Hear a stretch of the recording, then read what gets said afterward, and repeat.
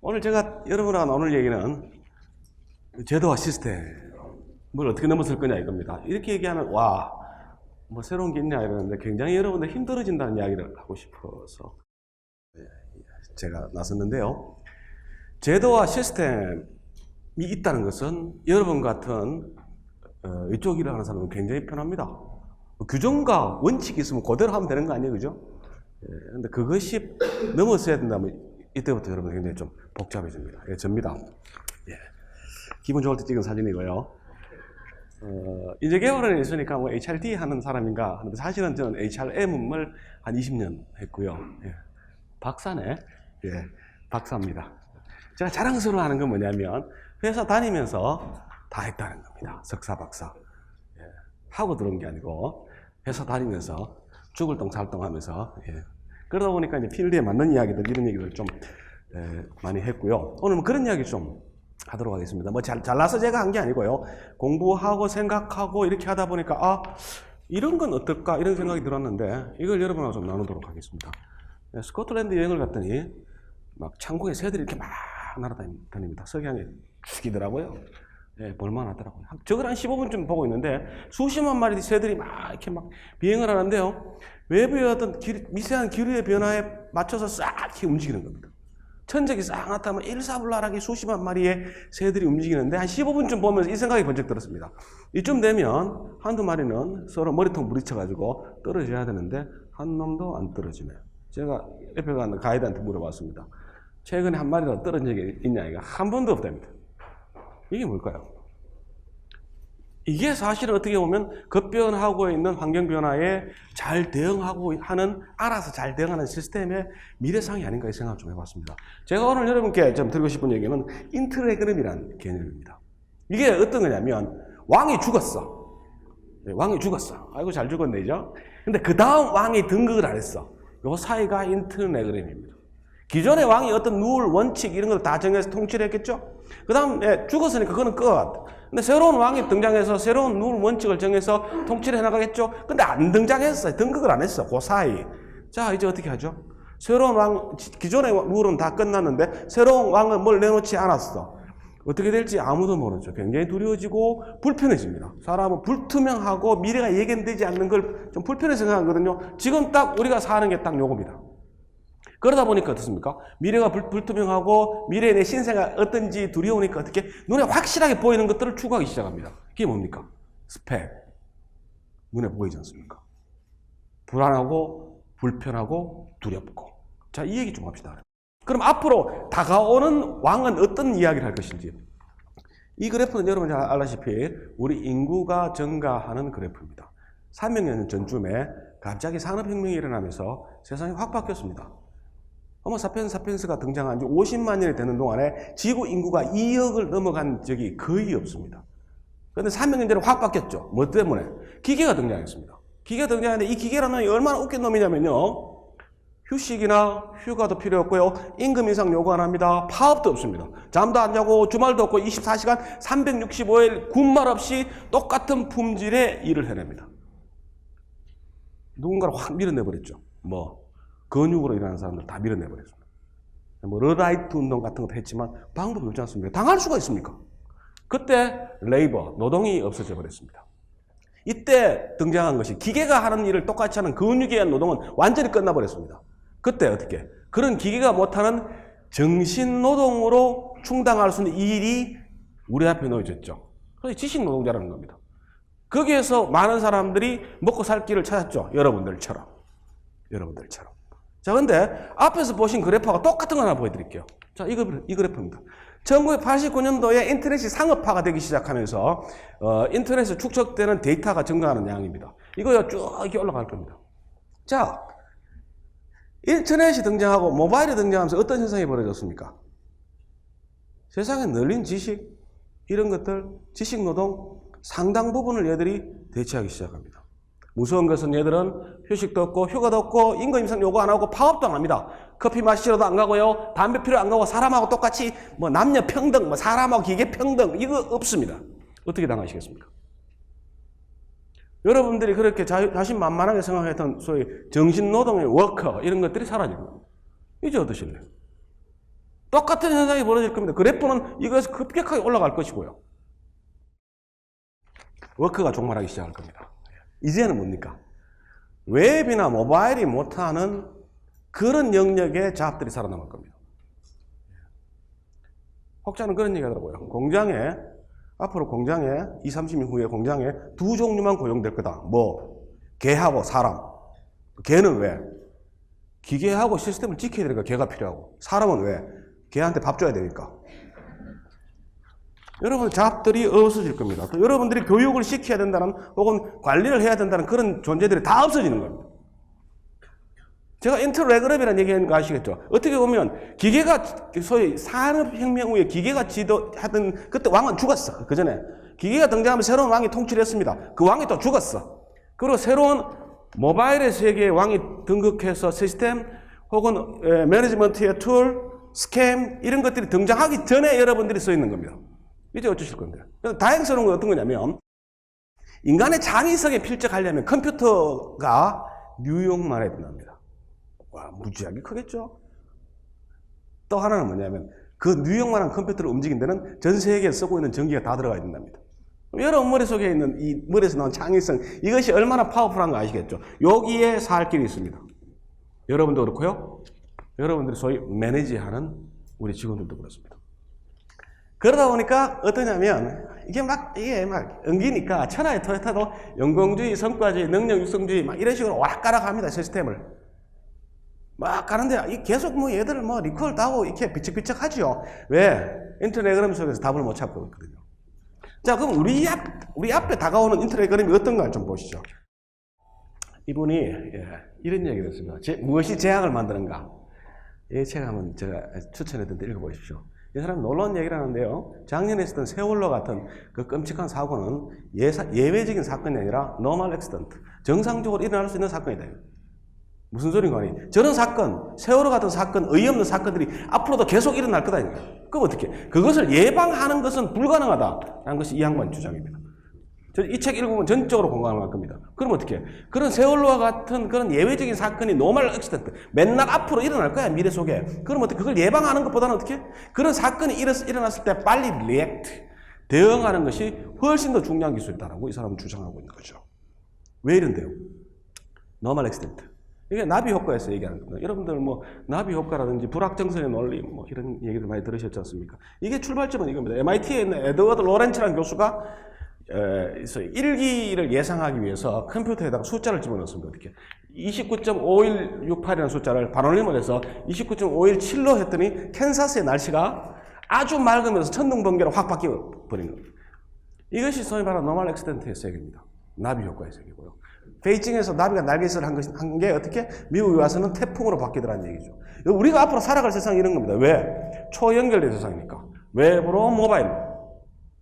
그럼 어떻습니까? 여러분들의 생각 속에 있는 것들은 어떤 겁니까? 소위 산업혁명 이후에 거대한 조직이라든지 회사의 시스템을 가지고 위계적으로 하이라키를 나누고 MBO에서 KPI를 나눠주고 걔네들이 어떻게 일하는지 매니지하면 되고, 그 다음에 그 사람들한테 차등 보상을 해줌으로써 모티베이션, 동기부여하면 될 것이라는 생각을 하고 있는 거죠.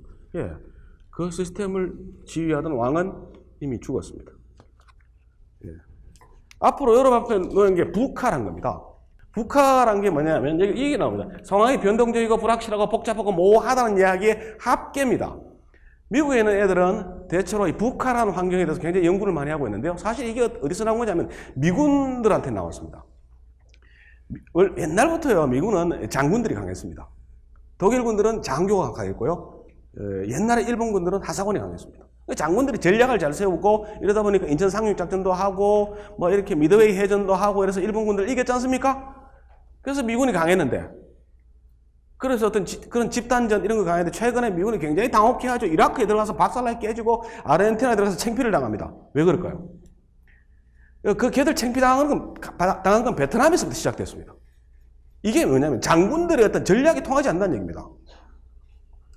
이쪽에 군인들이 이게 가고 있는데 임신한 어떤 아랍 아주머니가 배가 불룩해서 이렇게 걸어오니까 와, 임신분가 했는데 그 뱃속에 애가 든 게 아니고 폭탄이 들은 겁니다. 터뜨리는 거죠. 같이 죽자 이거죠.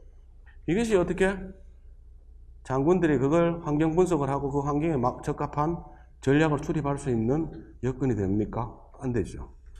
그것이 바로 미군이 봉착했던 북한한 세상입니다. 그러다 보니까 미군이 어떤 해법을 내냐면 그 북한한 세상에서 미군이 파워풀한 전투를 가지기 위해서는 유일한 방법이 뭐냐면 중대장이 강해야 된다. 중대장. 그래서 중대장들을 굉장히 트레이닝을 시키고요. 미군 애들은 어떻게 하냐면 전 세계 어디 있더라도 위성으로 중대장들이 모바일로 자기들의 소사이어티에 인터넷으로 접속할 수 있도록 합니다. 한국에 뭐 오산 캠프에 있는 애가 중대장이 막 올려서 야, 내 밑에 애가 무지하게 말하는데 이거 어떻게 하면 좋을까? 이렇게 올리면요. 전 세계에 있는 미군 중대장들 야, 그건 때는 걷어차야지 이런 식으로 아이디어를 다 쏟아내는 거죠. 이런 시스템들 교육시키고 이런 것들에서 장군이 아니고 현장을 지휘하는 중대장들이 굉장히 중요하다. 그것이 이라크라든지 아르헨티나에서 봉착할 수 있는 북한의 세상에서 우리가 이길 수 있는 방법이다라고 생각하는 거죠. 쉽게 말씀드리면 스몰팀 리더가 중요하다. 이게 소위 말하는 최근에 미국 아이들이 하는 생각입니다. 스몰팀 리더.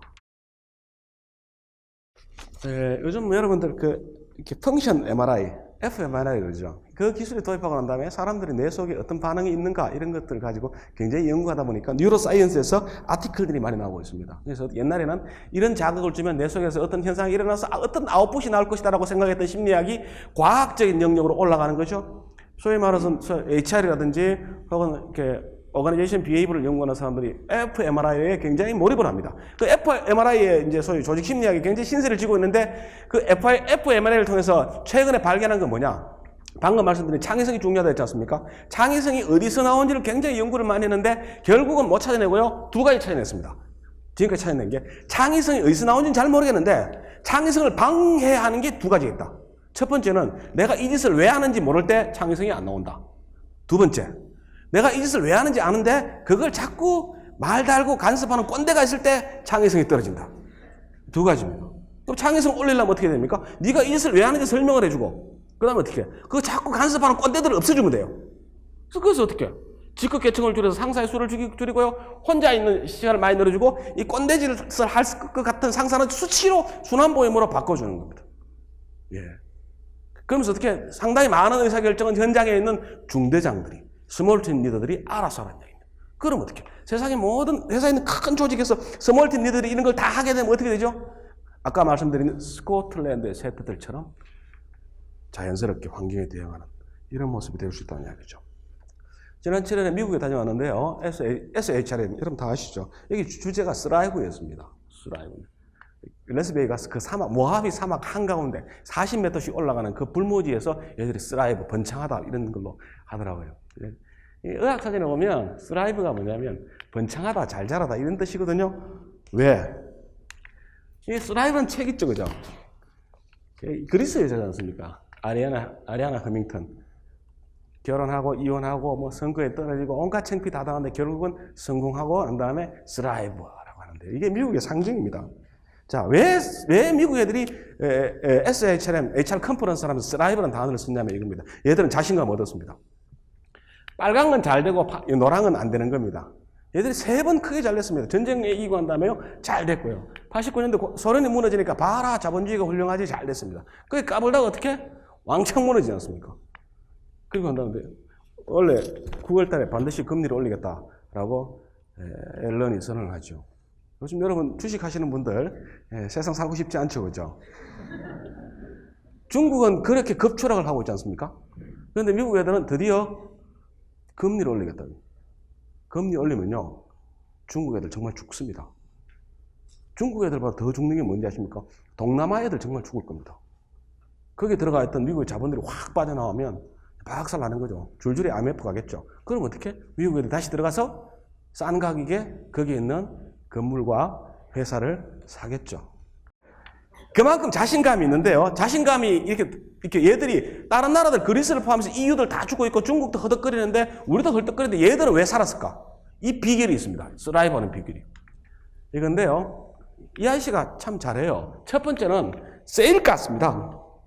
그 수평 파쇄요법이잖아요. 뭐 화학약품과 물하고 섞어서 고압으로 분쇄하면서 자 밑에 있는 가스를 끌어올리는 기술이 미국을 살렸습니다. 조금만 있으면요, 얘들 가스하고 석유를 수입하지 않아도 됩니다. 수출 국가가 될 수도 있습니다. 근데 저 기술을 누가 개발했습니까? 실리콘밸리에 있는 엉뚱한 벤처애들이 개발했습니다. 지금 세계를 주름잡고 있는 회사들 보십시오. 구글이라든지 페이스북이라든지 아니면 요즘 전기자동차 만드는 테슬라라든지 뭐 마이크로소프트, 아마존 할 것 없이 전부 어디입니까? 실리콘밸리 태생입니다. 인구 절대 안 줍니다. 쟤들 자신만만합니다. 우리 인구 줄어서 난리인데요. 제가 그 스탠포드 교수한테 물어봤습니다. 야, 너희들은 인구 어떻게 할 거니? 이렇게 물어보니까 막 웃으면서 우리도 출산율 낮아. 하지만 걱정 한 개도 안 해. 왜? 이러니까. 니네들하고 중국에서 계속 보내주잖아. 뭘 보내줬는데? 중국에서 가장 똑똑한 상위 1%가 미국에 유학을 온답니다. 유학을 다 와가지고 공부 다 하고 돌아간답니다. 멍청한 80%는 돌아간답니다. 상위 1% 중에 멍청한 80% 돌려보낸대요. 필요도 없으니까. 20%는 미국에 남긴답니다. 시민권 주고 어디로 보냅니까? 실리콘밸리를 보내는 거죠. 우리나라도 그렇지 않습니까? 정말 똑똑한 애들 미국에 유학 가면요. 상당수는 한국에 돌아옵니다. 하지만 정말 똑똑한 애들은 딱 붙잡고 안 나와주시죠. 그 뭐 3D 업종 중남미에서 계속 올라옵니다. 얘들은 인구 문제 전혀 걱정할 필요가 없죠. 예. 금융 대충 부실 정리됐습니다. 전쟁 한류가 없죠. 왜? 중동에 전쟁할 이유가 뭐 있습니까? 석유 남아도 없는데. 좋아지는 거죠. 저 원천은 뭡니까, 얘들이? 원천. 얘들이 좋아지는 원천은 저겁니다. 셰일가스. 미국을 끌고 있는 어떤 그런 것들. 이런 것들이 다 뭡니까? 실리콘밸리에서 나온다는 얘기죠. GM 완전 막갔죠. GE 요즘 힘 못 내죠. 포드 완전히 갔죠. 다 제조업체들 다 헐떡거리고 있는데 불구하고 실리콘밸리에 있는 몇몇 놈이 창의성을 기반으로 해서 미국을 다시 되살리고 있다는 얘기죠. 그러니까 결국 얘들은 실리콘밸리와 창의성에 대해서 집중하는 겁니다. 여러분들 울리가 쓴 HR 챔피언이라는 책 읽어보셨습니까? 여러분 정말 추천합니다. 근데 이 책을 번역본을 읽지 마십시오. 번역본을 읽다가 멀미할 뻔했습니다. 어찌나 어렵게 번역을 하셨는지. 근데 좀 쉬운 영어로 되어 있으니까 울리 원판 HR 챔피언이라는 책을 읽으시고 다 잊어버리십시오. 왜? 울리가 HR 챔피언을 쓸 때 이런 얘기를 했습니다. 제발 HR하는 사람들을 보드 멤버에 넣어달라요. 이사회에 넣어달라. 우리도 전략 수립하는데 한마디 좀 할 수 있도록 내지는 우리도 좀 주목해달라 이거예요. 근데 지금 어떤지 아십니까? 예. 세계의 C. 그래서 C 레벨에 세 사람이 가장 중요하다 이겁니다. 뭐 CEO가 제일 중요하겠죠, 그렇죠? 그 다음에 CFO, CHRO입니다. 세 가지 제일 중요하다. 왜? 실리콘밸리를 보니까 창의성이 나라를 살렸는데 세계를 움직이는데 그 창의성을 살릴 수 있는 것은 CFO도 아니고 CEO도 아니고 CHRO다는 얘기죠. 이제는 전략의 리더이고요. 게임의 체인저입니다. 사람을 어떻게 확보하느냐가 아닙니다. 우리 구성원들이 어떻게 창의적으로 일할 수 있도록 만드느냐에 따라서 우리 기업의 운명이 달라지고 우리 나라의 운명이 달라질 수 있다는 것이 이 사람들의 생각입니다. 더 놀라운 건 뭐냐면요. 제가 한 4일 정도 컨퍼런스에 다 들어가서 발표를 다 들었고요. 스탠포드에 가서 여러분 그렇게 보고 싶어하는 제프리 페퍼 교수도 만나왔는데 이 양반의 놀라운 것은 휴먼 리소스라는 단어를 일체 쓰지 않는다는 겁니다. 휴먼 리소스라는 단어를 안 쓴다는 겁니다. 왜 그럴까요? 대체로 휴먼 캐피탈과 피플이라는 단어를 씁니다. 여러분 이거 잘 생각해 보셔야 됩니다. 원래 인사관리라는 것은 퍼스널 매니지먼트였습니다. 퍼스널 매니지먼트가 뭐냐면 그 생긴 지도 한 100여년밖에 안 됐습니다. 기업을 만들고 난 다음에 죄송합니다. 여기 6분이 계시네요. 6번의 생산직 직원을 뽑았습니다. 하루에 8시간씩 근무시킵니다. 그럼 어떻게 합니까? 하루에 6명 곱하기 8명의 시급을 계산하면 되는 거 아닙니까? 똑같은 한 명들입니다. 머릿수를 카운팅하는 것이 퍼스널 매니지먼트입니다. 그런데 어느 순간 이런 생각이 든 겁니다. 여기 컴퓨터 켜고 계신 분은 굉장히 머리가 좋고 열정적이니까 이 사람은 똑같은 시급을 주지 말고 월급을 더 줘서 동기부여를 해서 딴 데 뺏기면 안 되겠다. 똑같은 점수가 아니라 사람마다 틀리다는 이야기입니다. 그러고 난 다음에 어떻게 공부를 좀 더 시키고 학습을 시키면 이 사람의 성과가 훨씬 더 폭발적으로 늘어날 것이다. 이것이 어떻게 정수가 아니고 덜쭉날쭉한 투자를 하면 돌아오는 리소스라고 본 거죠. 굉장히 발전적인 시각입니다. 그런데 휴먼 리소스가 어떤 단점이 있냐면요. 리소스는 리소스입니다. 자원이죠. 자원의 목표는 아니지 않습니까? 리소스는 무엇인가 하기 위해서 소모돼야 될 부분이지 않습니까? 그런 부분에 대해서 생각이 달라진 겁니다. 그 다음 어떻게? 사람에 대해서는 사람의 감성과 영성이 굉장히 중요하고 그 감성과 영성을 어떻게 자극하느냐에 따라서 창의성이 나온다는 믿음이 들어간 거죠. 그래서 어떻게? 이제는 휴먼 리소스가 아니다 이야기입니다. 여러분들이 생각하는 MBO라든지 사등보상제도라든지 이런 시스템이라든지 제도에 의해서 관리되는 것은요, 휴먼 리소스입니다. 그런데 결론부터 말씀드리면 컬처, 공감, 위에 상사가 무서운 것이 아니라 내 동료한테 눈치 보여서 열심히 해야겠다는 이런 분위기에 의해서 관리되는 것은 피플입니다. 이게 아니면 창의성이 안 나오는 거죠. 연말에 설정되어 있는 KPI와 목표를 달성하기 위해서 새 빠지게 일하는 사람에서 여기에서 어떤 창의성이 나올 수 있겠습니까? 이거 넘어서야 됩니다. 자, 실리콘밸리입니다. 이게요, 좀 잘 봐야 돼요. 이 동네 실리콘밸리 이렇게 많아요. 이 샌프란시스코, 그죠? 이렇게 많은데 전부 다 잘 나가는 회사들입니다. 근데 여기서 주목해야 될 게 뭐냐면 얘들이요, 히피의 고향입니다. 히피 아시죠? 마리화나나 펴 쌓고 그냥 뭐 집 꼴리는 대로 사는 그 인생들. 근데 히피가 왜 이쪽에 샌프란시스코에 왔냐면 기존의 어떤 권위나 문화 이런 것들에 대해서 저항을 하는 겁니다. 이데올로기에 저항하고 평화를 사랑하고 기존의 어떤 스케임이라든지 레짐에 대해서 저항하는 사람들이 여기 모였습니다. 왜 모였을까요? 최소한 여기는 얼어 죽지는 않거든요. 겨울에 10도 밑으로 안 떨어집니다. 영상 10도 밑으로 안 떨어집니다. 겨울에도 여름에도 30도 이상 안 올라갑니다. 좋죠. 널린 게 오렌지 밭이야. 먹기 좋죠. 그 히피들이 여기 와서 문화운동을 했지만 결국 어떡합니까? 망가졌죠. 그러고 나서 그냥 정착해서 살았습니다. 그리고 애를 낳았습니다. 히피의 자식들이 누군지 아십니까? 실리콘밸리의 창업자들입니다. DNA, 태생적으로 얘들은 반항 기질이 있는 애들이죠. 혁신 기질이 있는 애들이고. 또 어떻습니까? 내 친구, 내 학교를 갔는데 내 친구가 누굽니까? 똑같은 히피의 자식이에요. 그 히피 자식들끼리 모여가지고 반항기 바짝 넘치는 애들이 대학 가서 어떡합니까? 대학 갔으면 아버지가 돈 줘서 대학 갔으면 대학을 졸업장을 따야 될 거 아니에요. 그런 거 안 따집니다. 반항하는 거죠. 학교를 왜 졸업해? 좋은 기회면 창업하는 거지. 이겁니다. 이게 참 이렇게 우리가 받아들이기 어려운 부분인데요. 얘들은요, 메뚜기처럼 막 옮깁니다. 여러분, 이거 기억하셔야 됩니다. 여러분들, 이쪽 일하는 사람들은 인재 트래픽입니다. 얘들 특징이, 자들을 잡아야 되는데, 야들 특징이 어떤 거냐면, 인재 트래픽이 어떤 거냐면, 마이크로소프트 2010년대 초반에 분석한 건데요. 마이크로소프트에서 애플로 5명 갈 때, 애플에서 마이크로소프트 1명 오면 5대1입니다. 링크드인은 22대1, 페이스북은 30대1. 어떻습니까? 마이크로소프트가 왜 마식하고 있는지 아시겠죠? 구글은 옛날에 모바일 만들고 안드로이드 다 만들었는데 마이크로소프트가 그런 거 하나도 못하는 이유 아시겠죠?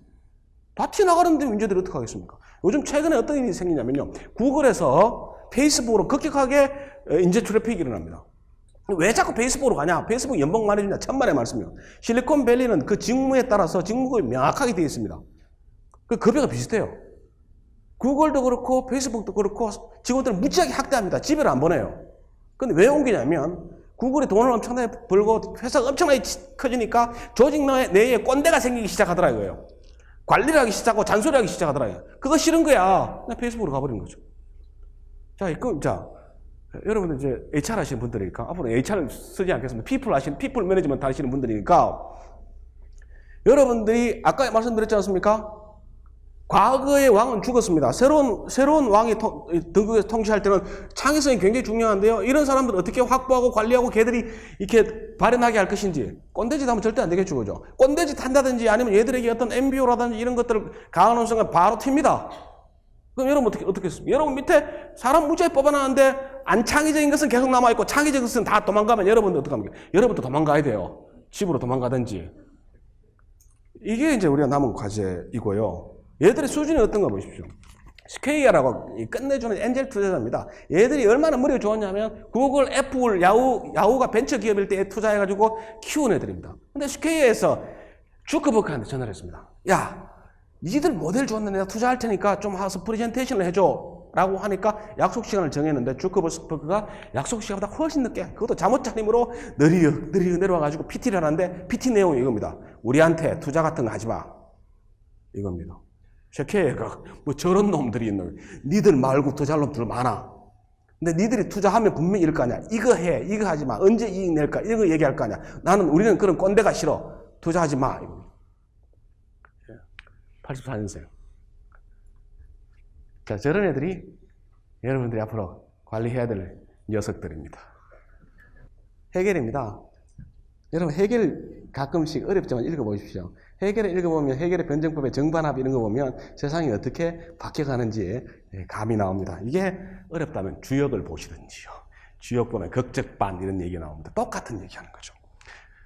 이렇게 바뀔 겁니다. 제도에서 리더십에서 컬처로. 제도는 어떤 거냐면요. 여러분들 굉장히 쉬운 겁니다. 어떤 제도를 결제받아가지고 딱 교육하고 돌리면요. 알아서 돌아갑니다. 근데 어떻습니까? 획일적이죠. 예외를 봐주지 않습니다. 회사, 본사 인사에서 제도를 만들면 전체가 그걸 따라야 됩니다. 그보다 한 단계 굉장히 경직되겠죠. 그죠? 한 단계 더 높은 것이 리더십입니다. 리더십은 현장에 있는 리더들이 좀 쉽게 낸 리더들이 알아서 현장을 판단하고 걔들이 영향력을 행사하면서 애들을 몰아가는 거죠. 한 단계는 높지만 이것도 어떻습니까? 일방적인 겁니다. 소위 말하는 꼰대에 의한 지시죠. 가장 좋은 것은 뭡니까? 컬처입니다. 컬처는 어떤 거냐면요. 문화에 대해서 여러 가지 얘기하는데요. 제가 문화에 대해서 막 보니까, 지난번에 학술적으로 286개의 정의가 있답니다. 그럼 제가 287번째 정의를 해드릴게요.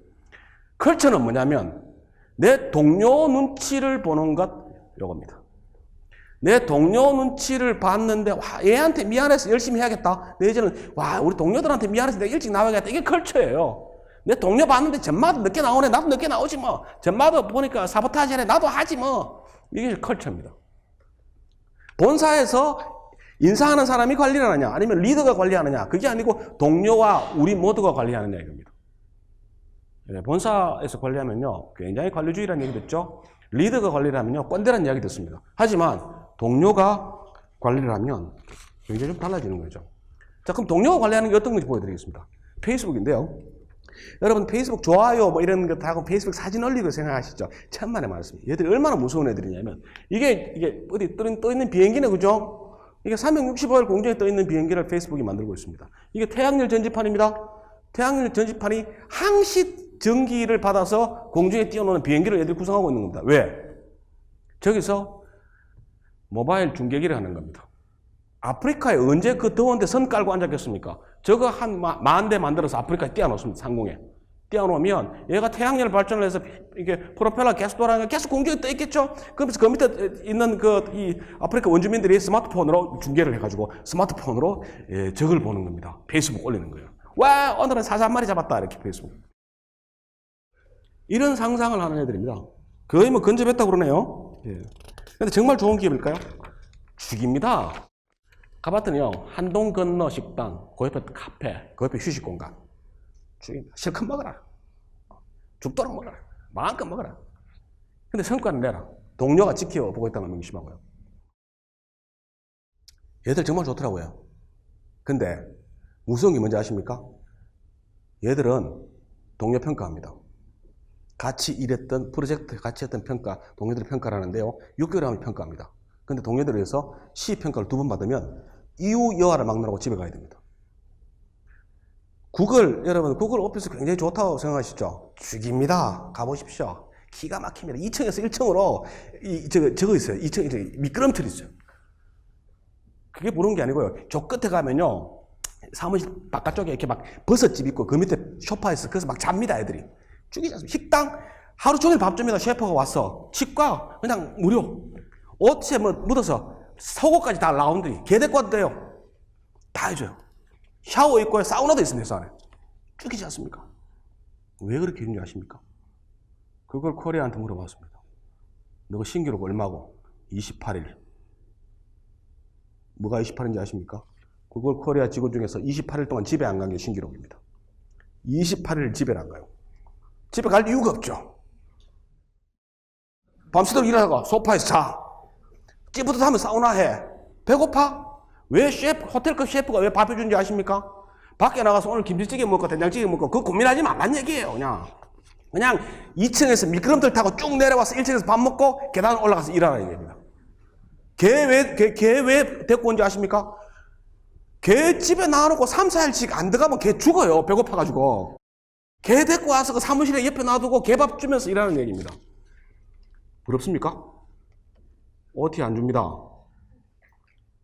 그쪽의 스탠스가 뭔지 아십니까? 페이스북이고 구글의 스탠스가 네가 무능해서 집에 못 가는 거다. 계속 집에 가라. 집에 가라 이거. 부럽습니까? 그런데 놀라운 것은 구글이나 페이스북이 가장 일하고 싶은 직장이 일이야. 미친 거지. 워크-라이프 밸런스? 워크-라이프 밸런스를 원하십니까? 그거가 페이스북이 어떤지 아십니까? 왜 걔들이 워크 앤 라이프 밸런스인지 아십니까? 라이프 앤 워크 밸런스가 아니고 워크가 항상 1등이라는 얘기예요. 2등이 라이프야. 근데 왜 1등일까 계속 일하고 싶은 직장? 그걸 생각해 봐야 됩니다. 주커버크 사무실에 이런 게 있더라고요. 예. 해적. 어둡습니다만 이게 누구냐면 스티브 잡스입니다. 스티브 잡스가 맥킨토시 만들 때 사무실에 붙여놓은 겁니다. 이게 뭐죠? 해군이 되지 말고 해적이 되자는 얘기입니다. 물론 맥킨토시 만들 때 빅블루 파란색을 상징하는 IBM을 때려 부수자 파란색이 해군 상징이니까 그 얘기도 있지만 해군은 뭡니까? 복장 규정, 행동 규정, 구두 반짝반짝 규정, 출근 규정, 퇴근 규정, 전투 규정 다 있지 않습니까? 해적은 그런 거 없어요. 모자, 복장 뭐 다 싸우는 방법, 뭐 총기 다 틀려. 지 꼴리는 대로 다 하는 겁니다. 그렇게 하는 얘기입니다. 그걸 어떻게? 주커버크가 지 사무실 꼭대기에다가 달아놓은 거죠. 자유로운 거. 별로 자유롭진 않아요. 28일 동안 집에 안 갈지, 27일 동안 집에 안 갈지, 그건 자유죠. 예. 그런데 일이단 말이죠. 뭐 이런 영화도 있었습니다. 실리콘밸리 해적들. 얘 잡스고, 얘가 이제 빌 게이츠죠. 조이라는 사람이 있습니다. 여러분 뭐 기억하실지 모르겠지만 천재입니다. 예. 전설 해커인데요. 1981년도 여러분 뭐 나이 드신 분들은 아시겠지만 선 마이크로 시스템스 그 당시에 IBM을 필적할 수 있는 최고의 회사였습니다. 선이 무슨 뜻이냐면요. 스탠퍼드 유니버시티 네트워크라는 뜻입니다. 실리콘밸리에서 나온 회사죠. 최고의 회사였습니다. 얘는 어떠냐면요. 전설 해커입니다. 소위 CTO인데요. CTO인데 얼마나 권한이 세냐면요. 얘 위에는 CEO가 아니고 하늘이라니. 하나님 말고는 얘한테 지시할 수 없어. 근데 얘가 이런 얘기했습니다. 머리가 좋은 사람은 일을 안 한다. 가장 머리가 좋은 사람은 대부분 기업을 위해서 일 안 한다. 따라서 혁신은 밖에서 탄생한다. 라고 얘기했습니다. 그럼 어떻게? 그런 천재들이 회사 안에서 일하도록 열심히 노력해야 될 거 아닙니까? 망했어요. 오라클에 인수해서 없어졌죠. 왜 그랬을까요? 저렇게 얘기하면 선 마이크로 시스템이 그런 천재들이 창의성을 발휘하면 일하도록 못 만들어준 겁니다. 이게 페이스북입니다. 페이스북이 자신만만하죠. 입간판입니다. 회사 앞에. 페이스북 요만하게 써놨어. 그냥 좋아요. 이거면 전 세계 모든 사람이 우리가 페이스북인지 안다 이겁니다. 길 이름부터 바꿔왔어. 해커웨이. 죽이죠. 근데 우리가 눈여겨봐야 될 거 이겁니다. 저 페이스북 입간판이 자신만만한 페이스북 입간판이 아니고 그 뒤에 뭐가 있냐. 페이스북 입간판 뒤에 있는 걸 사진을 찍어 왔습니다. 제가. 얘입니다.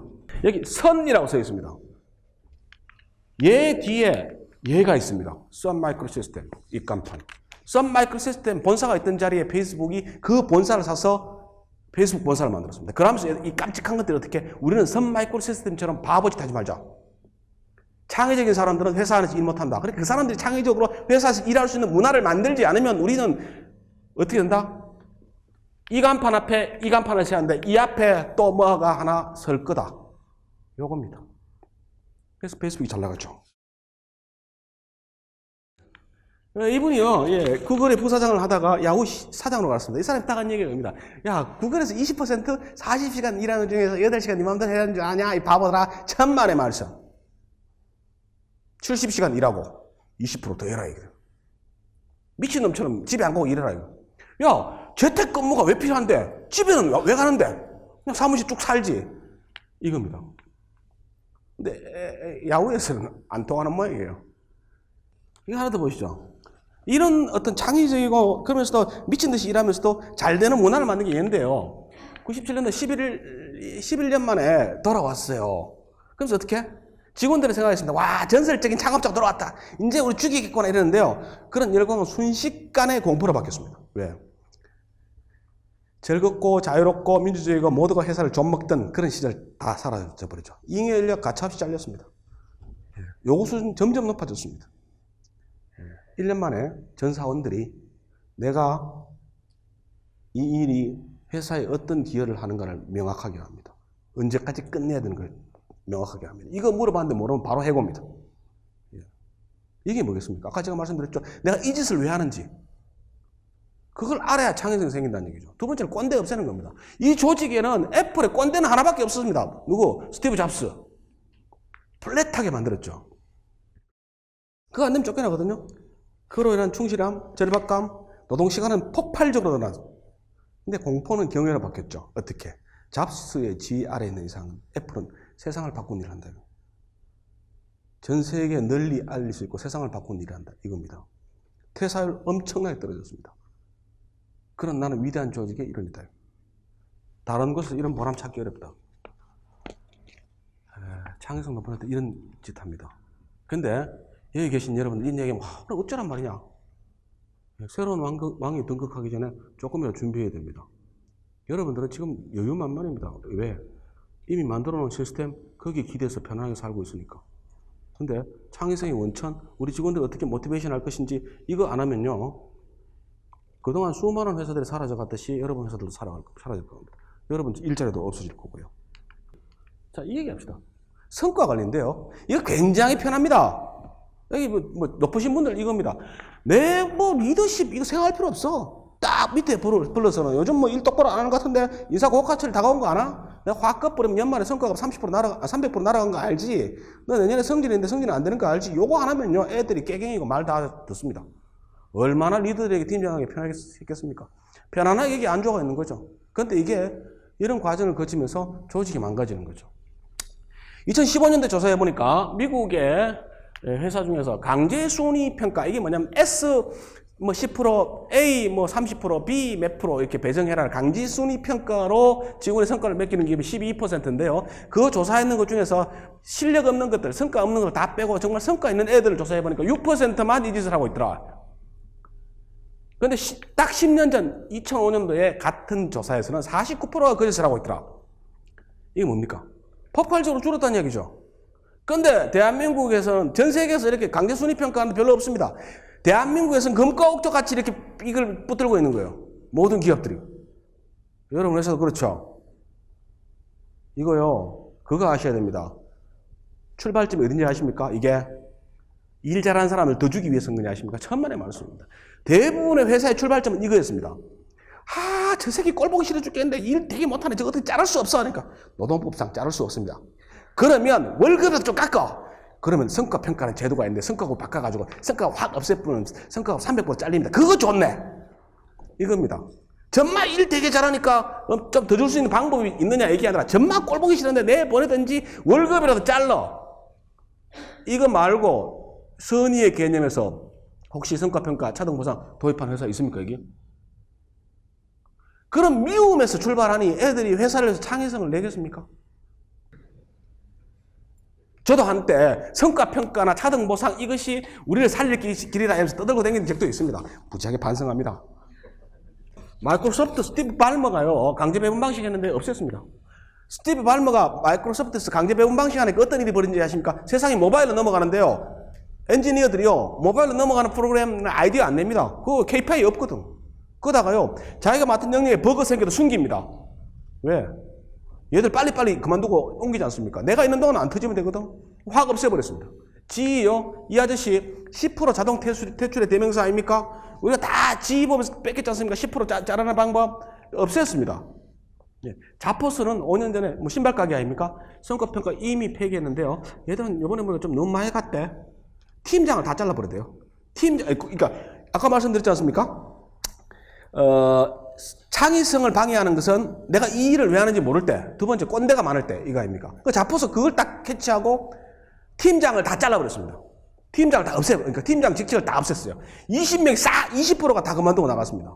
누가 나갔을까요? 팀장들. 너무 많이 너무 멀리 간 겁니다, 자포스가. 그나마 일 잘한다고 팀장 시켰을 거 아닙니까? 줬던 걸 돌아 뺐으면 이만큼 주는 것보다도 이만큼 뺐을 때가 더 훨씬 충격적인 거 아십니까?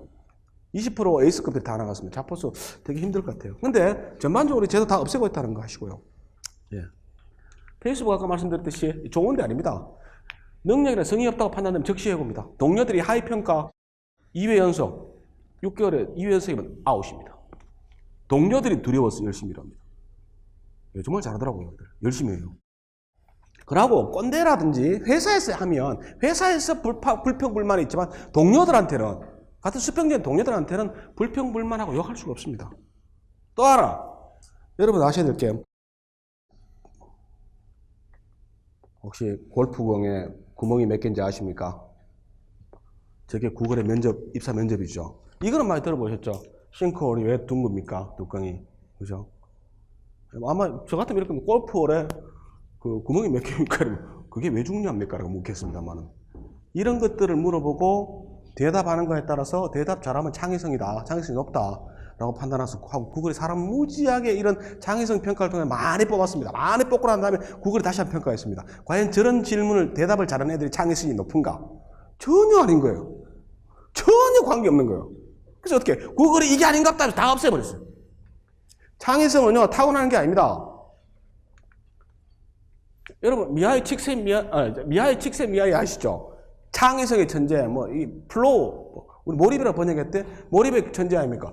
창의성은 누구한테 다 있다. 다만 그 시기 그 누군가가 창의력을 쓰고 싶을 만큼 마음이 일어났는가 아닌가에 달렸을 뿐이다. 문화 시스템에 따라 틀린 겁니다. 참 몰입이 되는지 모르겠습니다. 사놓고 책상 무지하게 정해놓고 저런 분이 한 분 더 계셨는데요. 책상 무지하게 어지러운 사람이 있었습니다. 아인슈타인입니다. 아니 저기 교수님 책상이 그렇게 복잡하면 머리가 복잡해서 어떻게 잘 창의성이 나오십니까? 이러니까 아인슈타인이 그러면 책상이 깨끗하면 머릿속이 깨끗할 텐데 그럼 나옵니까? 머릿속이 투명할 텐데 이런 얘기를 했습니다만 몰입이 되나 봐. 이 책 아시죠? 인재인재. 이것도 요즘은 최근에 트렌드가 이게 아웃입니다. 인재는 빼앗아 오는 게 아닙니다. 빼앗아 와서 바보 만들지 말라는 이야기입니다. 저기서 굉장히 창의적이고 잘하던 인재가 여기 와서 바보 되는 경우가 엄청나게 많다는 얘기입니다. 창의성은 타고난 것이 아니라 문화에서 나온다는 이야기죠. 예. 그래서 어떻게 구글 아들이 이스라엘 구글입니다.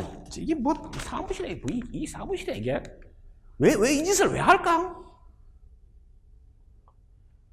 사무실이 그러니까 얘들이 요 앉아서 일하다가 저 가서 일하다가 요 앉아서 이런 식으로 메뚜기처럼 계속 옮기는 겁니다. 창의성이 맥히면 계속 옮기는 거예요. 프리하게. 그 대신에 집에는 가지 마. 28일 동안.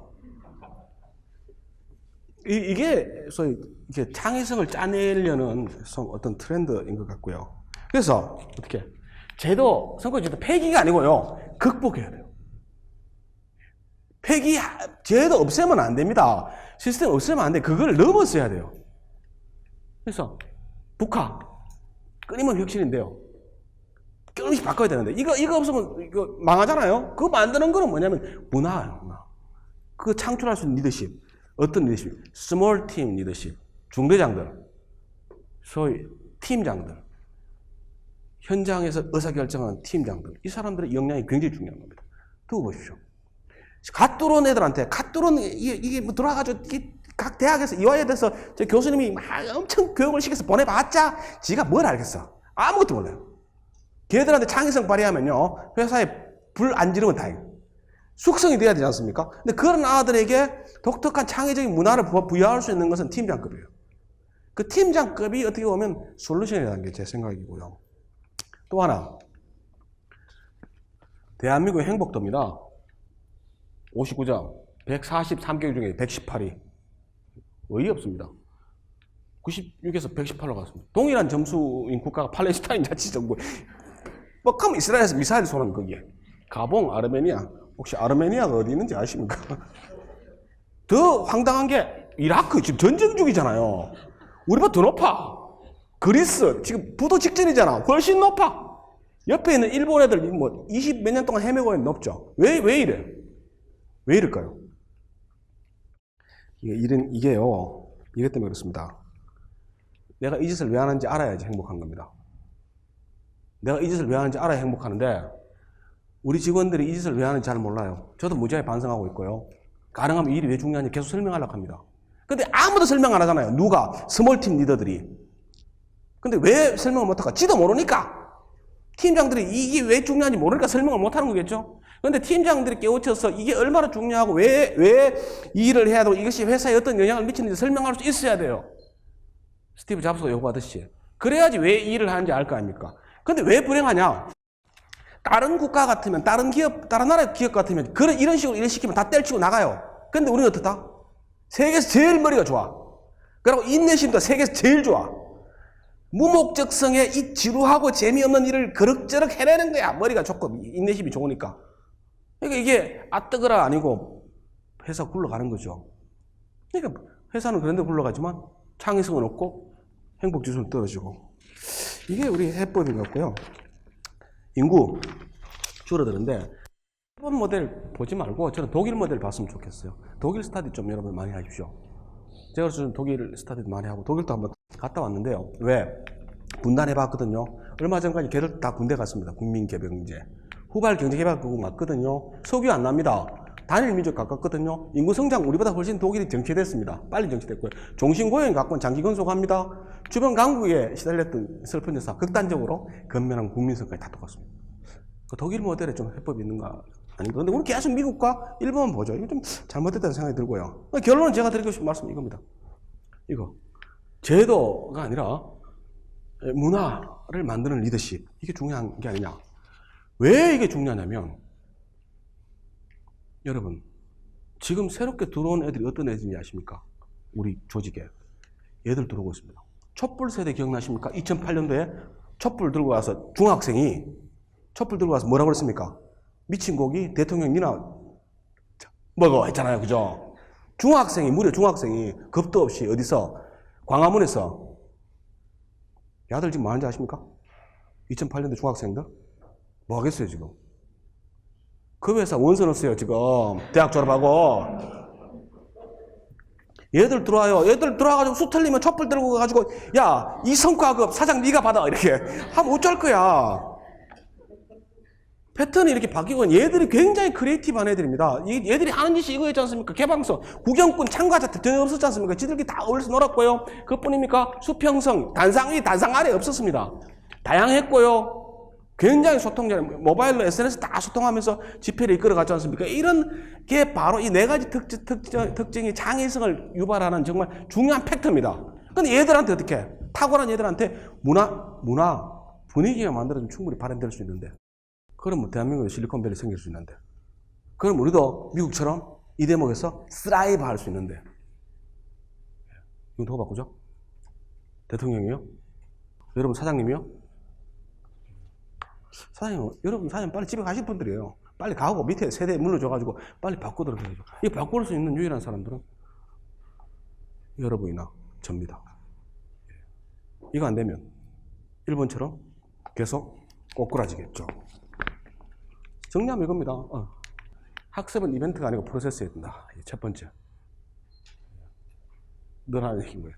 성과관리 여전히 중요하다. 하지만 성과관리 중요해요. 왜 이 일을 하는가를 알기 위해서, 내가 어디까지 가야 되느냐를 알기 위해서. 하지만 그것이 실적 관리가 돼서는 안 된다. 이거고요. 스몰팀 리더. 굉장히 중요하다. 측정할 수 있어 관리 중요하다. 이런 것들을 좀 제가 생각하고 있는 거고요.